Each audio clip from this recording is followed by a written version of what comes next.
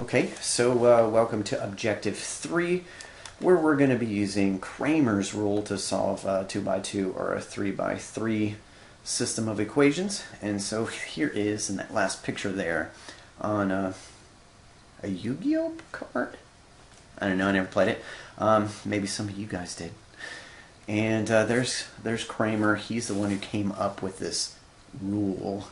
Let's check it out. Let's see how we're supposed to use it. And it does use determinants, okay? So first, let's solve this matrix equation. So on the left-hand side, notice that what I have is, it's matrix multiplication, okay? So if I were going to multiply, let me do this that we did in the previous lesson here. This is a 2x2. And I would be multiplying it times a 2x1. Numbers in the middle match. And my answer is a 2x1, which is what I get right there at the end, okay? So I would do this row times this column. Doing that row times this column gives me 3x minus 4y, and that would be equal to the element negative 15. Huh, I just made an equation. Alright, so now let's look at the bottom one. Take the second column, multiply it times xy, so I'd have 2x plus 5y is equal to that 13 element, 13. Well, would you look at that? What that just did was generate a system of equations. That's right. Okay, and look at the 3, 2, negative 4, 5. Those are just the coefficients of all the x and the y variables from that system of equations. Okay, so what we call that is the coefficient matrix. Notice that we didn't actually solve the equation. That's all right. We'll get there. Okay, so that's the coefficient matrix. Now, what we're going to be talking about here is finding the determinant of that coefficient matrix. Okay. All right. So the coefficient matrix is formed by arranging the coefficients of a linear system in a square array. So we're putting them into a square matrix, right? So I have A, B, C, D. I just put those numbers into a matrix. I form the coefficient matrix. Now what I want to do is I want to find the determinant of that for some reason. Okay? So remember what we said is that the determinant determines something. So here's what it determines. It determines, if it is a coefficient matrix, it determines if your system of equations has a unique solution. So there it is. Mystery solved. I hope it was worth it. It determines if your system of equations has one answer or not. It differentiates between having one answer or having infinitely many versus no solution at all. Okay, and we saw how easy it was to find a determinant. Okay, so on this exercise we're going to see why it does that. So look at this generic system of equations. I label the top one A, the bottom one B. Assume that this system does not have a unique solution. Okay, so this means that it's either consistent and independent or completely inconsistent, parallel, or it's the same line. Okay, so what has to be true about that system? If they're parallel or the same line, this means they have to have the same slope, right? If they're parallel, they have the same slope, and if they're the same line, they have to have the same slope. The difference between them would just be having the same y-intercept versus having a different y-intercept. But that's not what we're talking about here. We just making the point that they would have the same slope. Okay, so the question is, what is that, or how does that relate to the determinant of the coefficient matrix? So let's answer that question here. So for this system to be either inconsistent or consistent and dependent, it has to have the same slope. If I look at the top equation, the slope of that top equation, I would have to subtract over the ax term, divide it by b. The slope is going to be negative a over b. Okay, doing the same thing for equation b there, subtract over the cx term, divide it by d, it would be negative c over d. So what we're saying here is, if these things have, if they're parallel or the same line, they have to have the same slope, so just set those things equal to each other. What I have there is a proportion. How do you solve a proportion? Well, you cross multiply and you set the cross products equal to each other. So here I'm going to have AD equaling CB. And notice that it's both positive here, because if I put the negative up top, and put the negative on the bottom, I can just go negative a times negative, or just why don't I just divide by -1 to begin with, whatever. Okay, one more thing to make a little bit more sense is take that BC and then subtract it over to the other side. Okay, and then I have AD minus BC is equal to 0. What is that? That is the determinant of the coefficient matrix. So, if you don't believe me, let's just look at this. I would have the determinant of A, B, C, D. Whenever I find the determinant, it is A times D minus B times C. If that thing is equal to 0, what it means is that you have the same slope. And if you have the same slope, it means that they're either parallel to each other or they're the same exact equation. That's exactly what the determinant is telling us. Okay, so the determinant of a coefficient matrix for a linear system is 0. Then we know that the system has to be either consistent and dependent, which means they're the same equation, or it has to be inconsistent, they're parallel. It doesn't distinguish between those two, it's just one or the other. In other words, we can't get a unique solution if the determinant of the coefficient matrix is 0. Right? Right. Okay. So there's the first part of this. Okay. So now let's actually take the determinant of the coefficient matrix here and determine if this thing is consistent independent or consistent dependent or inconsistent. So I'm going to form the coefficient matrix of 3, -4. 2, 5.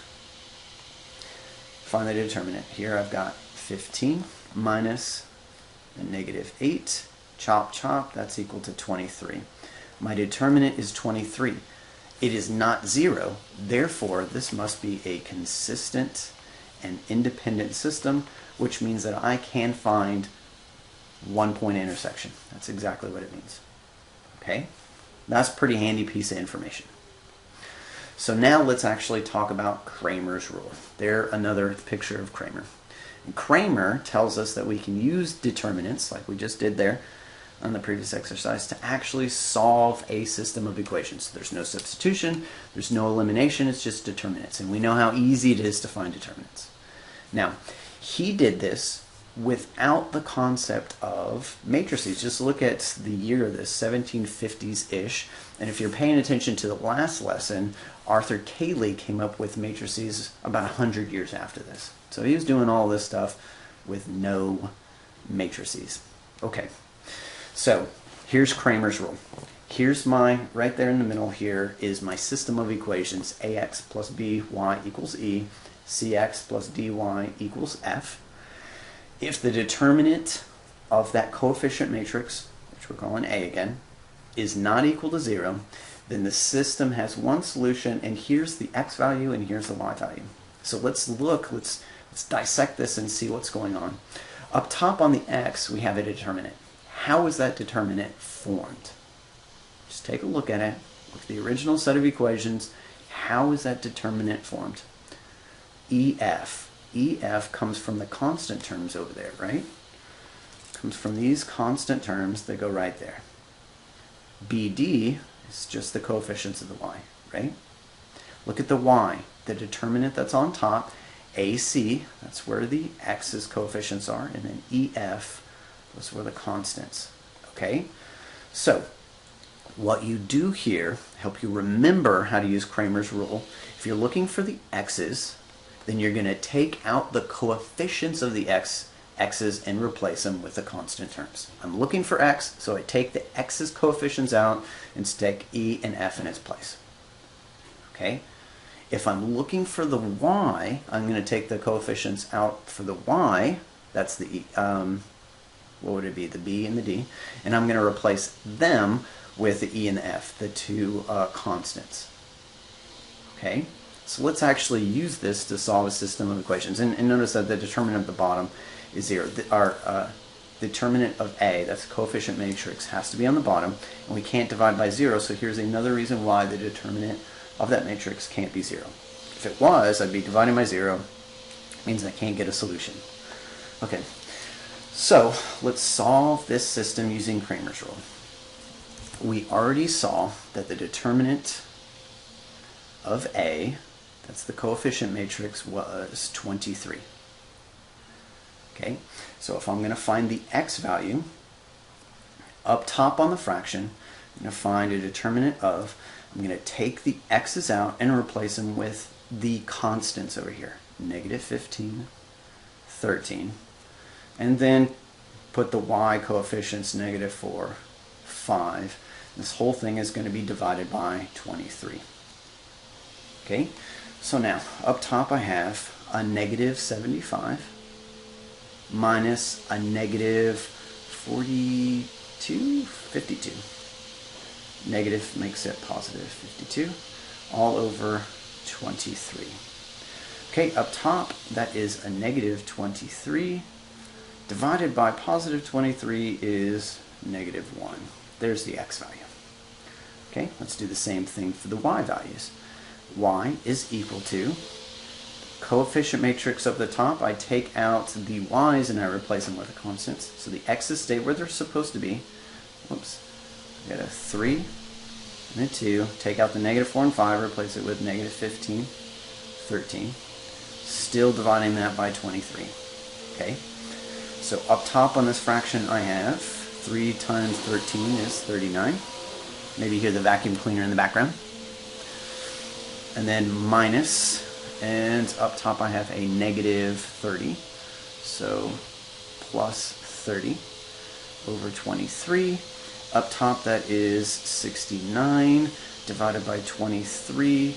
That would go in there 3 times, which means my solution is negative 1, 3.